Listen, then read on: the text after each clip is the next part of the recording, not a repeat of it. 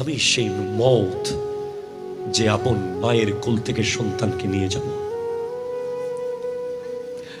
আমি সেই মওত যে সন্তানকে এতিম বানিয়ে বাপকে নিয়ে যাব। আমি সেই মওত যে ভাইকে ভাইয়ের পাশ থেকে তুলে নিয়ে যাব। আমি সেই মওত যে বিশাল ব্যবসা প্রতিষ্ঠান থেকে মালিককে তুলে নিয়ে যাব। আমি সেই মওত যে বিশাল অট্টালিকা থেকে জমিদারকে তুলে নিয়ে চলে যাব।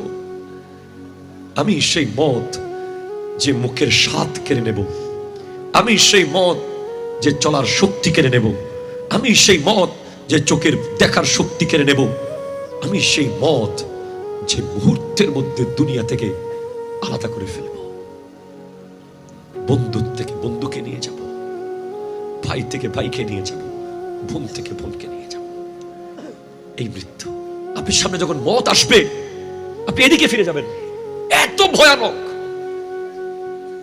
সে এদিকে চলে যাবে। আপনি ডান দিকে ফিরবেন, সে ডান দিকে চলে আসবে। আপনি বাম দিকে, সে বাম দিকে।